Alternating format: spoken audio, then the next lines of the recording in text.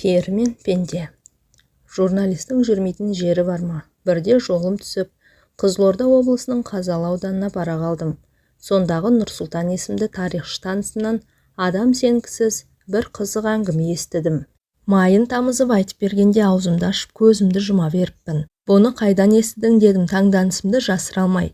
Осындағы Бекен ақсақалдан деді ол, ағынан жарыла. Сол кісінің өзіне жолығуға бола ма деймін, қызығушылым одан сайын артып. Неге болмасын? Аузын ашса жүрегі көрінетін көркем мінезді жан деді Нұрсұлтан құрдасым. Бізге құда болып келеді. Мен жіберді десең болды, жылы қабылдайды. Өзі де қонақ, жатырқайтын адам емес. Содан тағат таба алмай, сол күні-ақ түс ауа Бекен қарттың үйіне арнайы ат сабылтып іздеп бардым. Қаланың шет жағындағы 2 қабатты еңселі қызыл үйде тұрады екен. Есікті ақсақалдың өзі ашты. Жасы 80-нен асып кетсе де, әлі тың, бақуатты көрінді. Жүріс-тұрысы да ширақ, сөзі де түзу. Емен жарқын амандасты. Алдымен тарихшы танысымның сәлемін жеткізіп, содан кейін өзімді таныстырып, келген шаруамды айтып едім, сәл жымиды да, бұл өзі ұзақ әңгіме. Мен алдымен намаз оқып алайын. Сен мында отыра тұр деді. Қонақ бөлмеге бастап кіріп, өзі аялдамастан бүйірдегі екінші бір бөлмеге өте берді. Келінжан, шай дайында. Мына бала сонау Астанадан келіпті. Жазушы екен деді, даусын сәл көтеріп. Ауызғы бөлмеден Жақсы ата деген әйелдің сыңғырлай шыққан даусы естілді. Мен жасыл барқыттан тысталған диванға қонжия кеттім де, жан-жағыма бағдарлай көз тастадым. Қақ төрде қызыл қоңыр гарнитур тұр. Ішкі жағына әртүрлі шыны ыдыстар қойылған. Сол жақ қабырғаны сан түсті бояумен түрленген түкті кілем тұтастай жауып тұр. Ал оң жақта рамаға салынған ескі фотосуреттер ілінген. Ортада үлкен үстел. Бір кезде басына ақ орамал жартқан орта жастардағы қараторы келіншек кірді. Сыпайы амандасты да дастархан жайып шай жасай бастады. Көп ұзамай ақсақал да келді. Әйел буы бұрқыраған шәйнекті алдымызға қойды да шығып кетті. Шайды ақсақалдың өзі құйды. Алдымен қай жақтан қай рудан екенімді сұрады. Мен ештеңе жасырғам жоқ. Содан соң барып негізгі әңгімеге көшті. Иә, дұрыс айтасың балам. Оның адам сенгісіз әңгіме екені рас. Бірақ мен өтірік айтатын адам емеспін. Кәрі қойдың жасындай өмірім қалғанда жалған сөйлеп пұшпаққа шыға қоймаспын деді. Салмақтай сөз саптап. Жоқ ата, о не дегеніңіз? Мен сізге толық сенемін дедім. Сөзімді нығырлай түсіп. Айта беріңіз. Ендеше тыңдап алам. Бекен ақсақал әңгімесі бастады. Қайта-қайта шоқша сақалын тарамдап қояды. 60-қа таяп қалған кезім. Ол кезде бәйбішемнің көзі тірі. Ұлды ұяға, қызды қияға қондырып, мойнымыздан ауыр жүк түскендей алаңсыз ғұмыр кешіп жатқан күндердің бірінде аяқ астынан кенже келінімнің денсаулығы сыр беріп, сырқаттанып қалмасы бар ма? Алғашқында онша мән бере қойған жоқпыз. Бірте-бірте мінез құлқы өзгеріп, күйде ұстамасы ұстап қалатын болды. Сөйтсек, құс аурумен ауырады екен ғой байқұс бала. Құс қайтқанда немесе қайтып келгенде дерті тіпті қозып кетеді екен. Жалпақ тілмен айтқанда көтеріліп ауырады. Содан қаратпаған дәрігеріміз, апармаған ауруханамыз қалмады. Бірақ ем қона қоймады. Сөйтіп жегеніміз желім, ішкеніміз ірің боп жанымыз жадып, жүдеп жүргенде әлдебіреулерден Қазалыда үлкен бір бақсы бар. Зікір салып, құс ауруын емдейді дегенде естідім. Кеңес дәуірінің дүрілдеп тұрған кезі. Онша сене қоймасам да кейін бармағымызды тістеп қалып жүрмейік деген оймен бағымызды тағы бір мәрте сынап көргім келді. Ол кезде біз көрші ауданда тұратынбыз.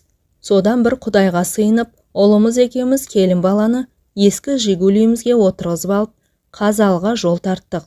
Сұрай-сұрай Меккеге де барарсың демей ме? Оған қарағанда мына тұрған жер емес пе? Бақсыны тез таптық. Жеркепе сияқты кішкентай тоқал тамда тұрады екен. Сыртынан шелек, шылапшын сияқты темір терсекпен жамап жасқап, бастан аяқ қаптап тастаған. Есігінің алдында ит, мысық, тауық, қаз сияқты үй жануарлары қаптап жүр. Бақсының аты Паудин екен. Қазақ па өзі деймін есіміне қарап. Нағыз қазақ. Қазақ болғанда да міне мынау қазақ деп ұялмай көрсететін түр тұлғасы келісті адам екен. Сол кездері 80-ге келсе де, қолда аяққа тұрмай лыпып тұр. Көзі сондай өткір, жүзіне тура қарай алмайсың. Құдай бойына ерекше күш қуат берген жан екені бірден аңғарылады. Баппен сөйлеп, бәрін ынты-шынтысымен түсіндіреді. Кемпірі неміс, қазақша судай ағып тұр. Басқа ұлттың өкілі болса да, жүзі жылы, иманы бетіне үйіріліп тұрған мейірімді жан екен. Айтары жоқ, бір-біріне бап қосылған. Келген жағдайымызды айтып едім, екеуі де елпек қағып, құрақ ұшты. Адамды жылы сөздермен ақ емдеп жіберетіндей. Бақсы тек қана жасыл түсті қазақы киімдер киеді екен. Басында жасыл пүлішпен тысталған үкілі құндыз бөрік, үстіне жасыл бешпент, иығына іліп алып жүретін құндыз жағалы ұзын шапаны мен іш жағынан киген, жейдесінің өзі жасыл матадан тігілген, бұтында жарғақ шалбар, аяғында кебісті мәсі. Қолында жыланның қабығына ұқсас сұрғылт затпен қапталған ұзын аса таяғы бар екен. Ауруларды сомен түртпектеп емдейді екен. Келінімді көріп, түшкіріп пысқырып отпен аластап, сумен ұшықтады. 7 түрлі шөпті суға қайнатып, оған сүт қосып, соны ішкізді. Сонымен не керек? Бір апта оқып, барын сала ем-домын жасады. 7-ші күні мені жеке шақырып алып, еш уайымдама. Келіннің толық жазылады, бірақ енді аздаған демалыс керек. 3 айдан кейін тағы да бір рет әкелерсің. Ал қазір бара беріңдер. Сәл кідіріп барып, салақсып жүрме. Ем толық аяқталған жоқ. Егер қайтып әкелмесең, ауруы қайтадан қозып кетуі мүмкін. Онда обалы сенің мойныңда деді, қатаң ескертіп. Осыдан кейін жан қалама. Бақсыға ризашылығымды білдіріп, айтқан уақытында қайтып әкелетінімді айтып, уәде беріп аттандым. Қуанышымыз қойнымызға симаса да, әбден шайлыққан көңілде, күдікте жоқ емес еді. Үйге қайтып келген соң ойланам, бақсының жүзі таныс, бір жерден көрген сияқтымын. Қайдан көрдім? Олай ойланам, бұлай ойланам, әбден басым қатты. Содан бір кезде есіме түсті-ау. 1941 жылы Ұлы Отан соғысы басталғанын өзінде жақсы білерсің. Ауылдағы жас жігіттерді кезекпен майданға шақырта бастады. Сол жылы қыршындарынан қиылған талай боздақтың сүйегі елге қайтып оралып жатты. Содан аудандық комиссараттан әскерге шақыру туралы қағаз келгенде соғысқа барғымыз келмей, 3 жігіт алдын ала ақылдасып алып, ажалдан қашқан Қорқыт бабамыз құсап қашып кеттік. Қазақстан мен Қарақалпақстанның ортасында Қызылқұм құмы жатыр. Осы Қазалы ауданының аумағы ғой. Ол кезде елсіз, құла түз, қу медиен болатын. Сол Қызылқұмның ішінде қашып жүрдік. Сондағы кәсібіміз не дейсің ғой? Қызылқұмның ішінен адамдар ары қарай астық тасиды. Бері қарай әртүрлі зат бұйымдар әкеледі. Соларды торуылдаймыз. Шіркін, жастық не істетпейді. Маңайдағы ауылдарға жақындап келіп, шетте ұшыққан малдарды айдап әкетеміз. Сөйтіп, күн көріп жаттық. Бір керуеннің соңында таман қалып қойған кәрі аттанды ұстап алып мініп жүрдік. Қосымыз бар. Соны түйеге артып аламыз да, ізімізді жасырғансып, әрі-бері көшіп қонып жүреміз. Бір жерде көп тұрақтай алмаймыз. Тым ұзап кетпейміз де. Адамдардың көзіне түсе бермеуге тырысамыз. Қысты күнде де құмның іші онша суық болмайды. Қосымызға от жағып отыра береміз. Қызылқұмда не көп, сексеуіл көп. Аң аулайтынымыз тағы да бар. Енді қайтеміз, өлместің қамы. Осылай қысты өткіздік. Күлімдеп көктем шықты. Бір күні қосымызды үлкен бір құмның етегіне тігіп тастап, шай ішіп отырғанбыз. Көз көрім жерден шұбатыла шыққан түтінді байқап, ананы қараңдар, шамасы біреулер өтіп бара жатыр-ау, дедім жерден жеті қоян тапқандай. Байқастап көрейік, несі бар екен? Қайтейін, тамақтан тарығып жүрген кезіміз. Алдымен аузыма түскен сөз осы болды. Үшеуміз жарыса жүгіріп, жанымыздағы құм төбеге шықтық. Бажайлап көз салып едік, сонандайдан қарауытып жалғыз лашық көрінді. Төбесінен будақтап түтін шығып жатыр. Азырақ ақылдасып алдық та, аяғымызды аңдап басып лашыққа қарай аяңдадық. Сырттай қарағанда ешқандай тіршілік нышаны байқалмайды. Кіріп шыққан адам аяғының ізі де жоқ. Жайлап жөткірініп қойып, жасқаншақтай лашықтың есігін аштық. Ассалаумағалейкум деп ішке кірдік. Төр жақта орта жастағы еңгезерде ер адам малдас құрып отыр, жападан жалғыз. «Уағаликум салам, уа жігіттер, келіңдер, төрге шығыңдар» деп ысырылып бізге орын ұсынды. «Қайдан келе жатырсыңдар?» Қазақша сөйлейді. Томпақ бет қызыл шырайлы адам. Жүзінен нұр төгіліп, көзінен мейірім шуақ шашырайды. Секем алатында ештеңе байқалар емес. «Ой ағасы, біз Қарақалпақстанға бір тығыз шаруамен жолаушылап бара жатыр едік. Лашығыңыздан шыққан түтінді көріп, арнайы бұрылдық дедік. Өтірікті суша сапырып, танысып білісейік дегендей. Әжетке жарайтын бірдеңе болса қағып кетуді ойлап, жан-жағымызға жалтақ-жұлтақ қарап қоямыз. Елеп алар ештеңе жоқ. Тек босаға жақта көнелеу темір шайнек пен үстіне ақ шүберек жабылған ыдыс аяқтар тұр. Сәлден кейін әлгі кісі: «Енді келіп қалған екенсіңдер, бір-екі кесе шай ішіп кетіңдер» деді, қонақ жайлығын танытып.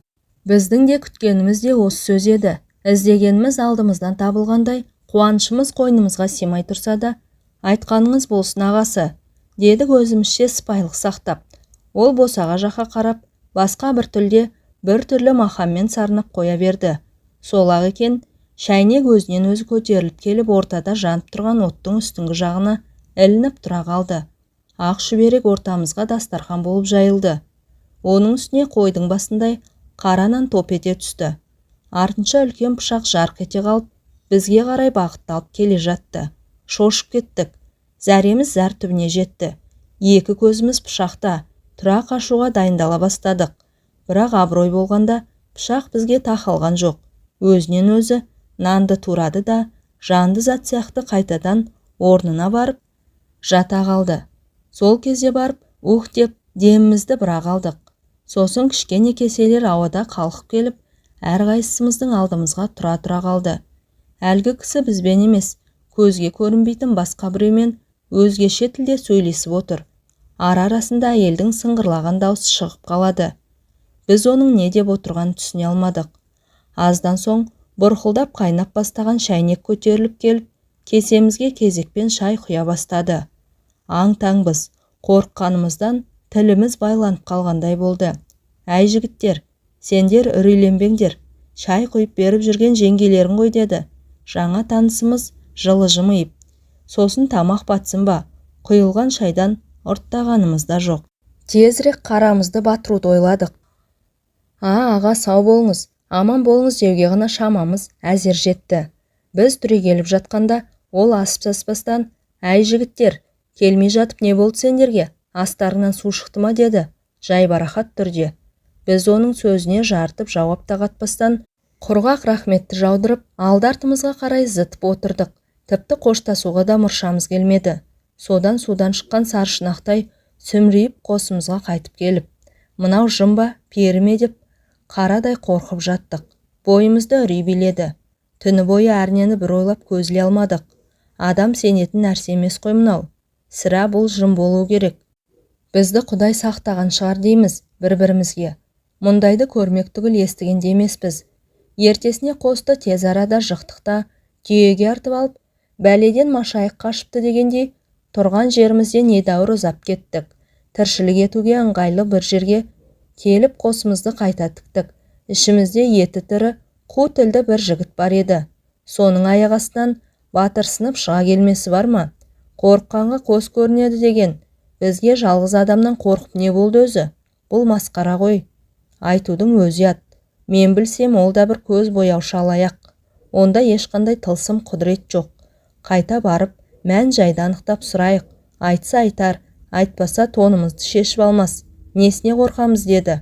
Бойына бір ерекше желп біткендей желпініп. Екінші жігіт те оны қостап: «Иә, айтқанның көңілге қонады. Барсақ барайық, бірақ түйемен қосты осы жерге қалдырып кетейік» деді, сақты ойлап. Мен қанша жүрексінсем де, намысқа тырысып ешқандай тоқтау сала қоймадым. Бір жағынан бұл құпияның сырын білгім келді. Сонымен бәріміз бір ортақ шешімге келіп, қайтадан кері ізге түстік. Қанша жерден жігерімізді жани түссек те, бойымызда қорқыныш басым. Әжептәуір алыстап кетіппіз. Түтін көрінер емес. «Әй, ол осы уақытқа дейін ай қарап отыр деймісің? Кетіп қалған шығар. Тым құрымаса орнын көріп кетейік» деп жүгіре басып келеміз. Жал-жал болып жататын құм төбелер болады. Сондай бір құм төбеге шыққанда, төменде тұрған өзімізге таныс лашықты көріп, көңіліміз көтеріліп қалды. Маңайда тірі жан жоқ, от жақпай отырған шығар, не де болса бара көрейік деген ойға бекіндік. Әлгі батырсынып келе жатқан жігіт, «Әй, ол да адам баласы ғой, бекер қорқасыңдар, қорықпаңдар. Мен өзім одан бәрін сұраймын. Сендер тек қасында қара көбетіп тұрсаңдар болды» деп аяғын нығыздай басады. Екеуміз артында салпаңдап келеміз. Содан зулап отырып жетіп бардық. Алдыңғы жақта қасқайып келе жатқан батырымыз лашыққа тақап барды да сәл кідіріп жөткірінді. Ешқандай дыбыс шықпаған соң, «Ассалаумағалейкум» деп есіктен басын сұға берген сол еді, атылған пуржинадай қайтадан кері серпілді. Арт жағында Әліптің артын бағып тұрған екеумізді қаға-маға анандай жерге барып, шалқасынан гүрс етіп құлады. Қапелімде не болғанын түсіне алмай қалдық. Сабазыңның көзі алақтап кеткен. Не болды дегенімше болған жоқ.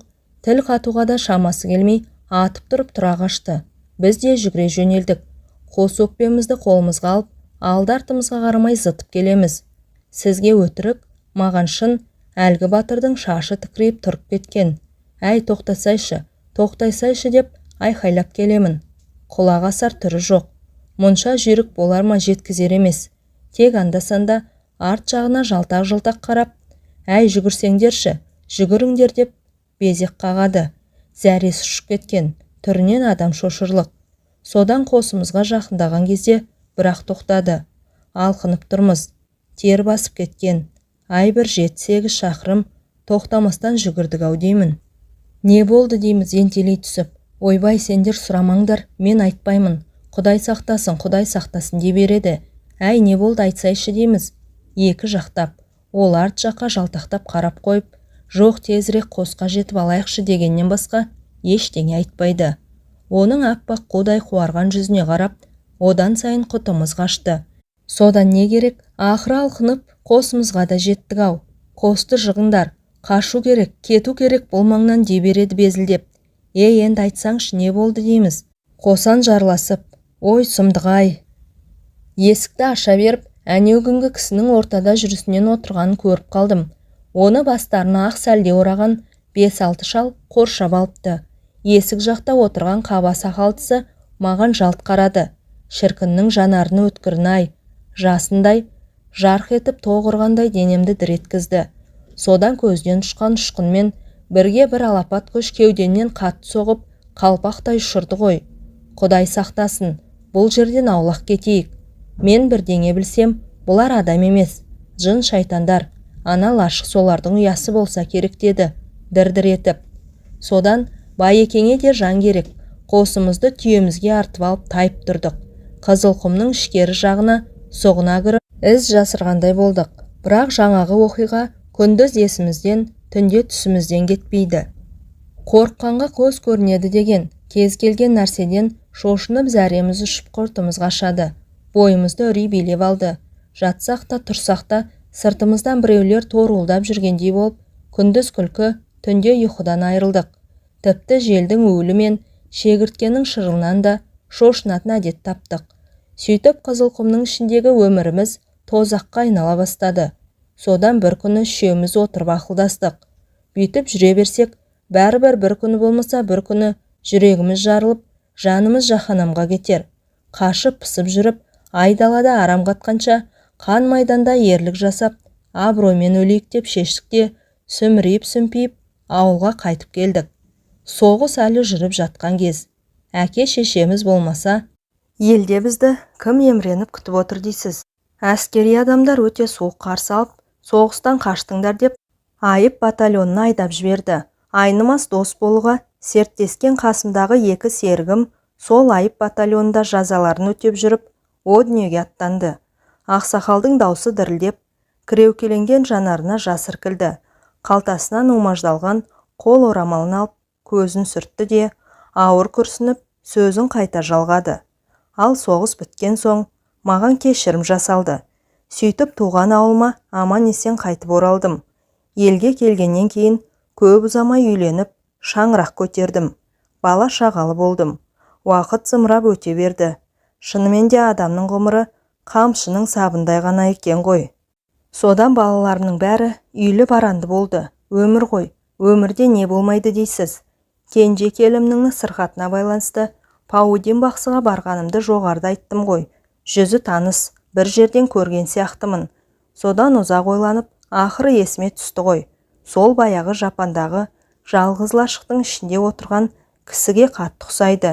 Кескін келбеті, түр тұлғасы, тіпті даусымен сөйлеу мәнеріне шейін осыдан 40 жыл бұрын көрген жұмбақ адамды көз алдыма айнытпай әкеледі. Алғаш кезіккенде оның жасы 40-тарда болатын, ал мен келінімді емдетуге апарған кезде 80-ді алқындап қалған шал еді. Сырлы аяқтың сыры кетсе де, сыны кетпейді демекші, кәрілік жеткенмен жеңе алмаған. Сақал шашы ағарып, маңдайы әжімденгенмен, жүзі сол бәз баяғы қызыл шырайлы қалпы.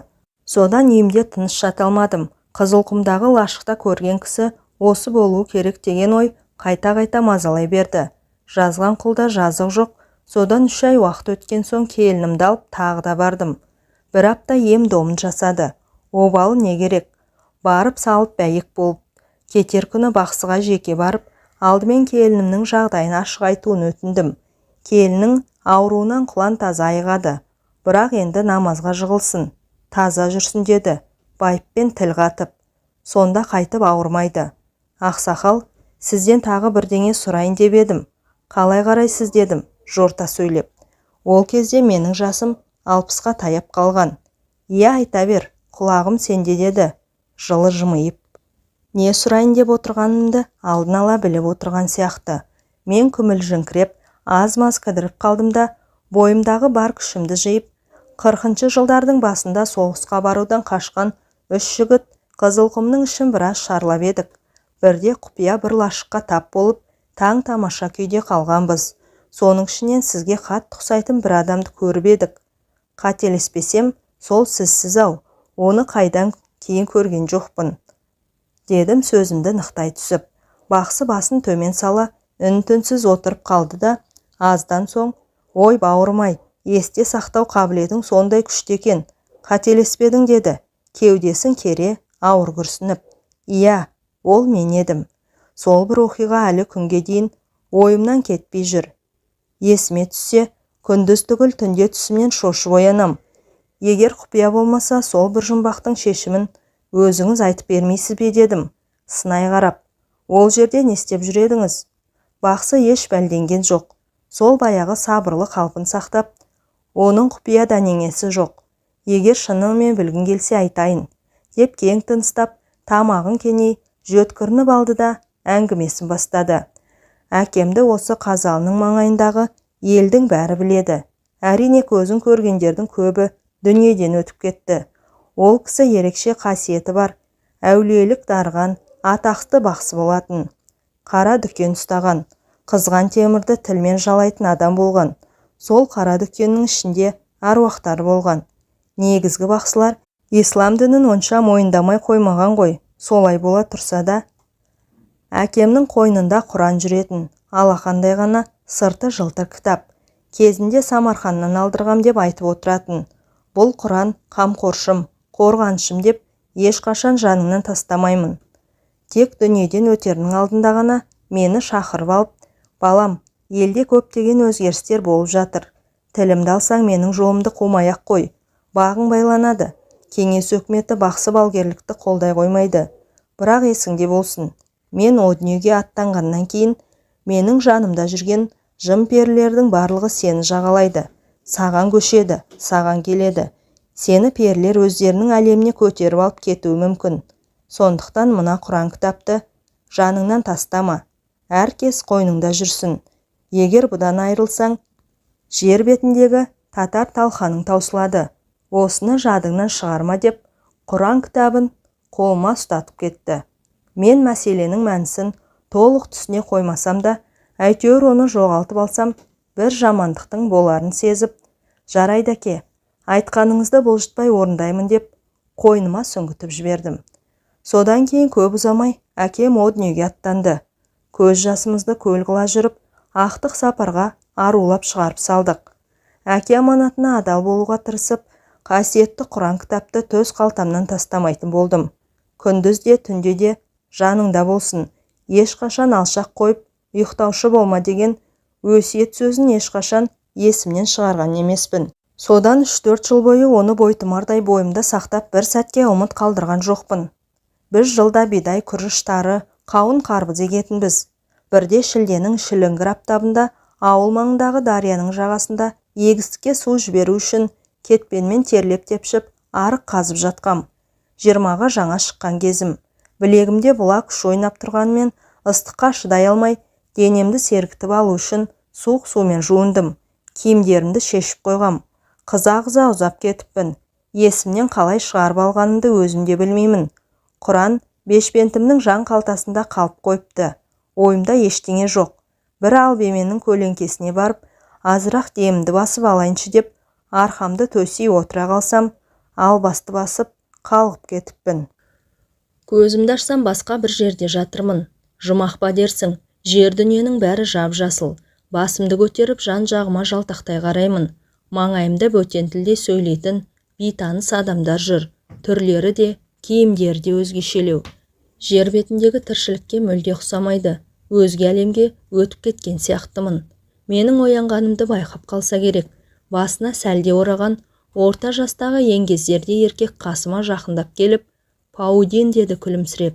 Мен сасқалақтап, орнымнан атып тұрдым. Арманымыз сен осында әкелу болатын. Соған қол жеткіздік. Сен перілер еліндесің. Саған сүйкімді қызымды беремін. Сүйікті күйеу балам боласың. Бізбен бірге тұрасың. Содан не істерімді білмей, жан таласып жан терге түстім.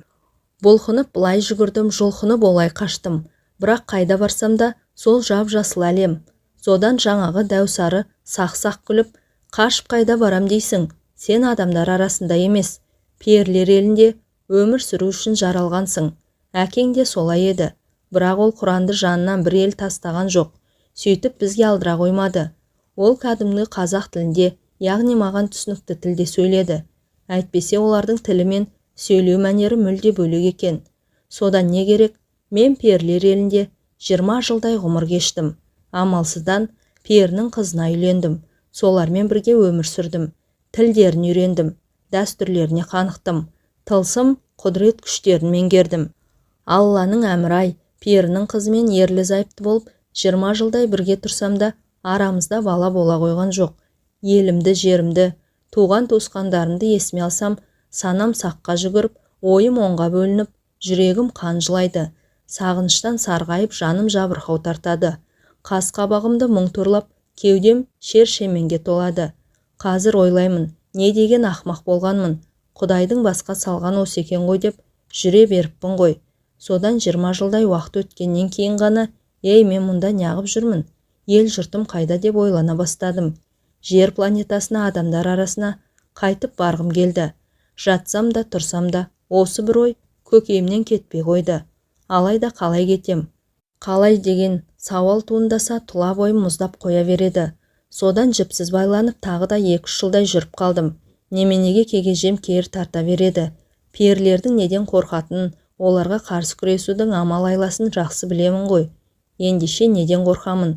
Одан да перінің қызына шындықты айтып, басын айналдырып көрейін. Сөйтіп бірге қашуға көндірейін деген ойға бекіндім. Сосын ағайын туысты әбден сағындым. Адамдардың арасына барайықшы деп, күнде құлақ етін жей бердім. Көзімнен жас, тілімнен зар төктім. Перінің қызының көркі ақылы сай болатын. Өтірік айтып не қылайын? Біз бір-бірімізді шынымен жақсы көрдік. Ол мені түсінді. Сөйтіп бір күні жылап отырып, келісімін берді.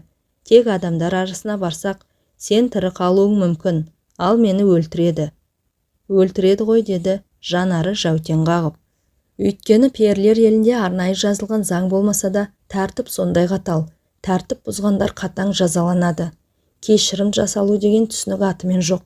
Егер қашып кетсе, перілердің оны тірі қоймайтынын жақсы білсем де, жоқ олай деме. Екеуміздің де тірі қалуға толық мүмкіншілігіміз бар, дедім, алдаусыратып. Иә, шынымен адам баласын сағынып жүргеніңді білемін. Бірақ мен жер бетінде өмір сүре алмаймын ғой. Сен сол жағын ойладың ба, деді. Қыз мұңайып. Сосын амалсыздан өтірік айтуға тура келді. Адамдар арасына барып шамалы ғана уақыт боламыз да кері қайтамыз. Мен адамдарды көріп, мауқымды бір басып келейінші дедім. Бетім бүлк етпей. Әрине ол сене қойған жоқ. Бірақ жарайды, керек болса саған деген ақ адал махаббатым үшін өмірімді қиямын деді жыламсырап. Мені шынымен жақсы көретін, маған жан тәнмен берілген еді байқұс. Қыз көнгеннен кейін көп ұзамай жер планетасына жол тарттық. Перілердің елі ғарышта. Оларда алыс жақын деген ұғым болмайды. Баратын жерлері қанша қашық болса да, зыр етіп жылдам ұшып бара салады. Келіншегімнің көмегімен оны мен де жап-жақсы меңгеріп алғам. Содан ұшып жерге түскен күннің ертеңінде сендер тап болдыңдар. 20 жылдан кейін қайта көрген алғашқы адамдар едіңдер. Қасымда зайыбым болды. Бірақ оған көрінуге болмайды. Сондағы дастархан жайып шай құйып беріп жүрген сол байқұс болатын. Сендерді, яғни адамзат баласын сондай бір сағынышпен көрдім. Сол үшін ғой дастархан жайдырып жүргенім. Егер екінші мәрте көрген болсам, ондай ыстық ықылас білдірмес едім. Өйткені бізге құпияны ашуға болмайды. Содан 3-4 күн өткеннен кейін 20 жыл жұбымыз жазылмаған жұбайым елге қайтайық деп қыңқылдай бастады. Ол менен айрылғысы келмеді, ал мен оған көне қойған жоқпын. Мен жер бетінде қалам. Кетсең өзің кете бер. Жоңды бөгемеймін деп қасарысып тұрып алдым. Менің өз еркімен қайтып бармайтыныма көзі жеткен перінің қызы, олай болса жарайды. Не көрсем де сенімен бірге көрейін. Сен тастап ешқайда кетпеймін деді, қинала. Мен де оған әбден бауыр басып қалған едім. Шыны керек, қимадым. Кеткенін қаламадым. 4-5 күннен кейін ізімізден қуып қуғыншылар да жетті. Бізді оп-оңай тауып алды. Қыздың әкесі мен ағалары келді. Олардың дәстүрі бойынша алғашқы келісте маған еш нәрсе істей алмайды. Алдымен қыздарын өлтіріп алып кетеді. Сосын екінші рет қайыра келген кезде мені де қатаң жазалайды. Олардың алғашқы келген кездерінде сендер тағы келдіңдер ғой. Мен сол сәтте ортада әрқайсысына бір басым дейіп, кешірім сұрап, жалынып жалбарынып отырғанмын. Сол жолы қызды менің көзімше қинап өлтіріп, мәйітін елдеріне алып кетті. 1 аптаның ішінде айналып келіп менің де жанымды жаһанамға жіберулер керек еді. Мен содан құстай ұшып Қазалыға келдім де, осы өзің көріп отырған үйді тез арада тұрғызып алдым. Олардың темірден өте алмайтынын жақсы білемін. Сосын олар мұсылман перілер харам нәрселерге жоламайды. Менің ит пен мысық сияқты үй жануарларын көп ұстайтыным сол. Ал мына темір үйден шықсам, менің көзімді құртатыны айдан анық. Олар төңіректеп жүрсе, мен бірден сезіп қоямын. Келмеген болса да анық білемін. Ондай кезде далаға шығып, еш алаңсыз күнделікті тірлігімді жасай беремін. Десе де көп осы темір үйден ұзап шықпауға тырысамын. Бұл үй менің жай ғана баспанам емес.